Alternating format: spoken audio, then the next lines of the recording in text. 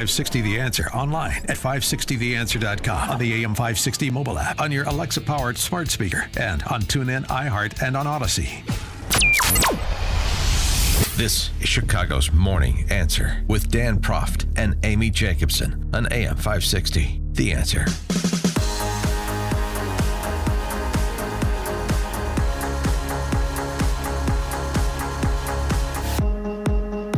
Top of the morning, Dan and Amy. Gender affirmation at the K through 12 level. What's the big deal?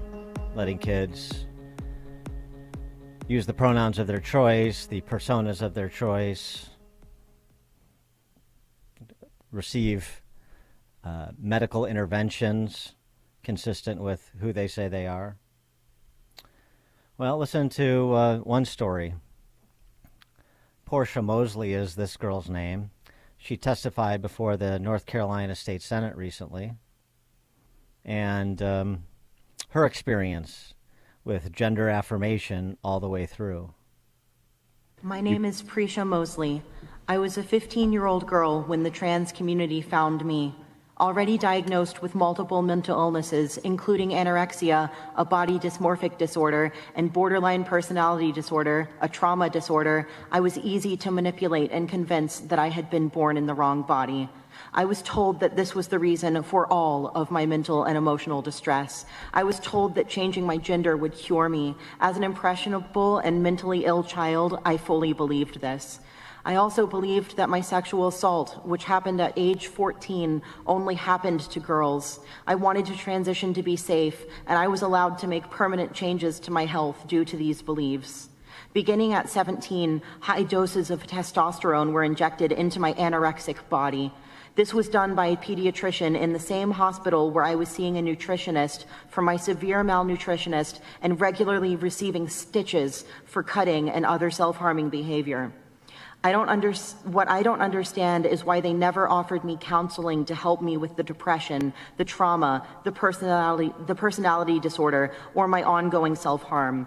It was clear that they were solely focused on pushing me into transition without any regard for all of the other clear challenges and issues I was experiencing. Testosterone had extreme side effects, more and more of which I am discovering every day. I suffered hair growth all over my body and hair loss on my head. My shoulders rapidly broadened beyond my frame, causing me to be disproportionate, clumsy, and in pain. My neck, back, and shoulders constantly burn, and all of my joints ache all of the time. Testosterone also caused changes in my vocal cords and throat. I can no longer sing or really raise my voice, and speaking for long periods of time causes me pain. My endocrine system is ruined, and I'm no longer able to regulate my own hormones. I have no choice but to be medicated for this for the rest of my life. One of the worst side effects has been vaginal atrophy. This is the shrinking and thinning of the vagina. It is so severe that I am no longer able to use tampons because it is so small, and I'm afraid that I will tear. This has happened before. 1 year after starting wrong sex hormones, despite persistent self-harm, my healthy breasts were removed. I was told I would have sensation in my chest within 1 year. Instead, my chest is numb except for the occasional zapping pain. I almost lost my nipples. After being grafted, pieces of them stuck to my bandage and fell off, and I no longer have them. During the time in which I was receiving gender-affirming care, my psychiatrists and psychologists had to ask me at the beginning of each appointment what my name was, who the president was, and what year it was, because I was so far from reality. They told me no to liposuction and yes to a radical double mastectomy. I was too unhealthy to consent to lipo, but not to top surgery. I was convinced that my puberty was a disease, and I trusted my doctors and the trans community when they told me they had the cure. But it wasn't true. I stand now before you in an aching body, which is no longer mine. I don't recognize myself when I look in the mirror. I am suffering from severe medical issues with which no doctors will help me, and insurance covers nothing. The medical professionals who did this to me have abandoned me, and the trans community has abandoned me. My doctors assisted me in mutilating myself and then left me in the cold when I wanted the harm to stop. But when I see young girls in my situation, young girls who have experienced sexual trauma, who are suffering from mental illness, and who suffer from body dysmorphia disorders, or who feel pressured by social media or their peers to conform to certain stereotypes of femininity, my heart breaks for them. And while the damage done to my body can never be fully reversed, I can be an advocate for those girls in the same position I was. Thank you. Wow. For more on this, pleased to be joined by Leor Sapir. He's a fellow at the Manhattan Institute. Leor, thanks for joining us. Appreciate it. Thanks for having me. How do you react to that testimony? I mean, it's heartbreaking. What can I say? Prisha, I've met her. She's an incredibly courageous person, and she's been through hell. But what does her case indicate about the culture in K through 12? Well, I think, we've been seeing, and now we have good documentation of this, we've been seeing a collapse of mental health among teenagers and teenage girls in particular over the last 10 to 15 years.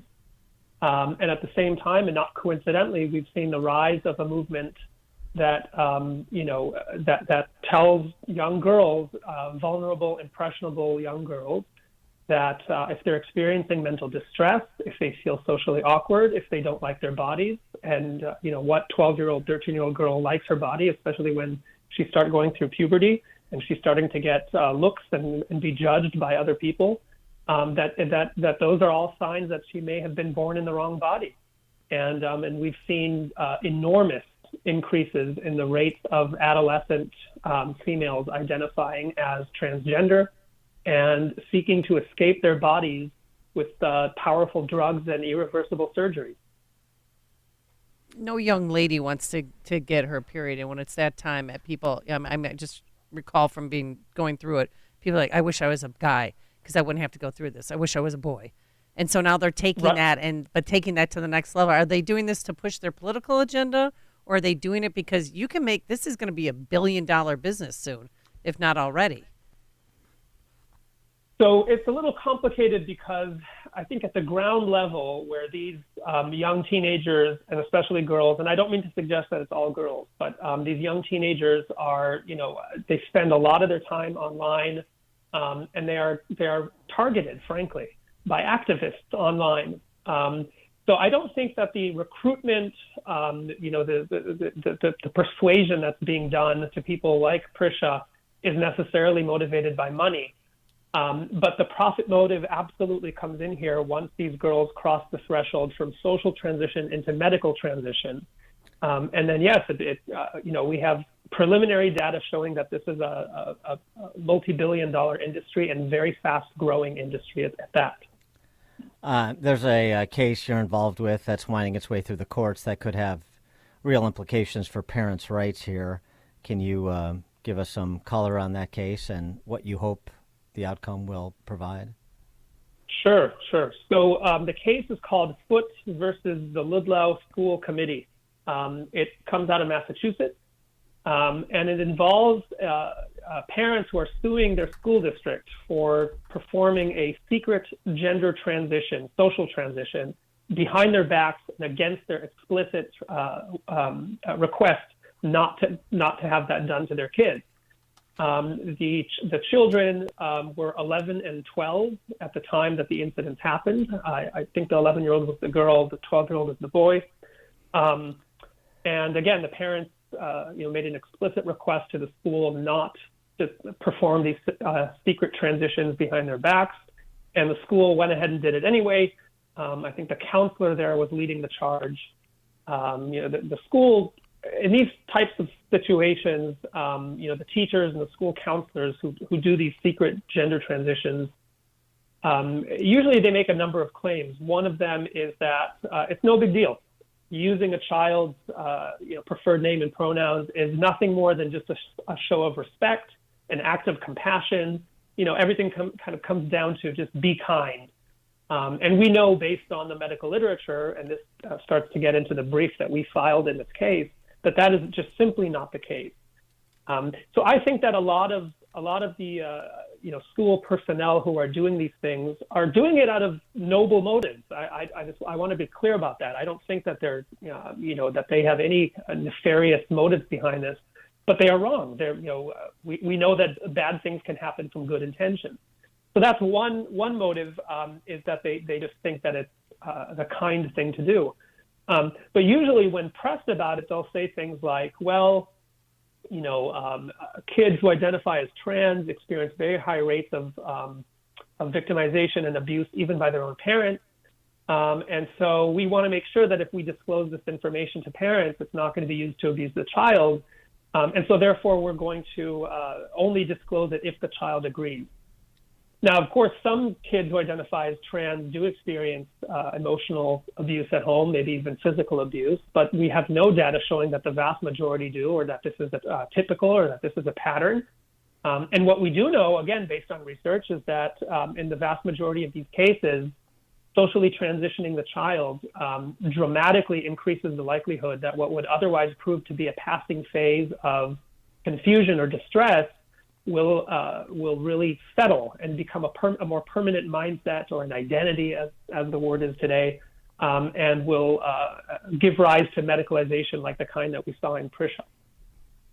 Are you surprised at the reaction from some in the trans community to the Covenant school shooting, where they've essentially come over the top and said, well, this is the fault of the Tennessee legislature and governor for signing a bill banning, I would call it mutilation of children. This is the result of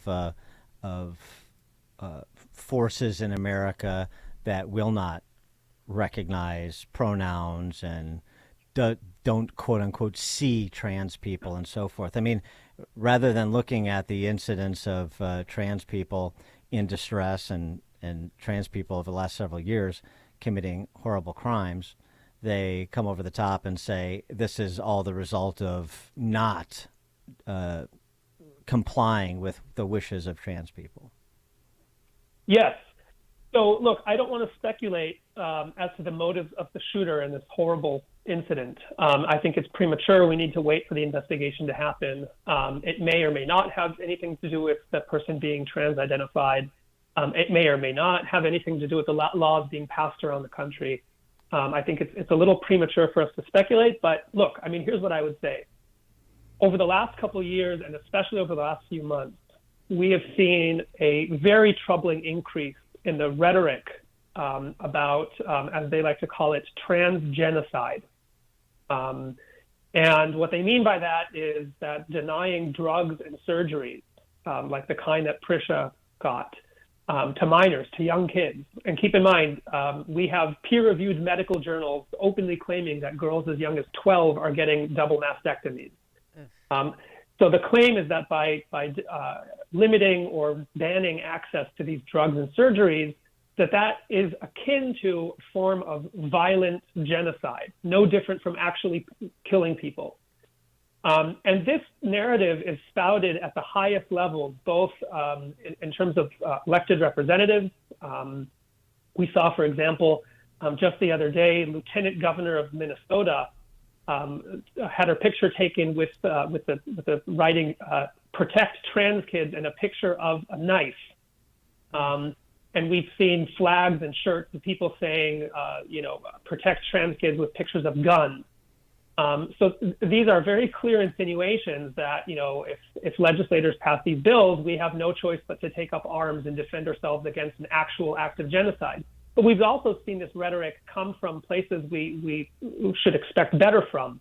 So, for example, at the American Civil Liberties Union, the ACLU, one of their top lawyers dealing with trans issues, Chase Strangio, has said repeatedly on social media that this is a genocide. So this kind of rhetoric is extreme. It's completely unmoored from reality. It implants in the minds of vulnerable teenagers and young people, who many of whom have severe mental health conditions, that society, and especially in red states, that society is coming after them and wants them dead, and that the correct way to respond to this is, as the pictures of guns and knives suggest, is with force, with violence. So it's not far-fetched to assume that, given this narrative, that some people who are in a state of severe distress and mental illness will act on the messaging. But again, I want to emphasize, we don't yet have the information, and we should hold off with speculating about this particular incident until we do. Well, right, although there is some reporting about the contents of her personal writings that include a reference to sort of if you take our kids, I'll take your kids kind of thing that seems to insinuate. But anyway, I take your point. He is Leor Sapir, the piece over at City Journal, city-journal.org, correcting the record on social transition. Leor, thanks so much for joining us. Appreciate it. Thanks for having me. Thank you. And he joined us on our turnkey.pro answer line. Hear about the big stories of the day, then talk about them right here on Chicago's Morning Answer on AM 560. The Answer. Signature Bank is Chicago's fastest growing independently owned business bank. Your business and your money are in good hands with Signature Bank. I'm Dan Proft, and I know this because Signature Bank is my business bank. Hi, I'm Jason Zenger, owner of Zenger's Industrial Supply and host of the Making Chips podcast, and a proud customer of Signature Bank. Through rapid growth, acquisitions of competitors, and taking over from the previous generation, Signature Bank was there with us every step of the way. Recently,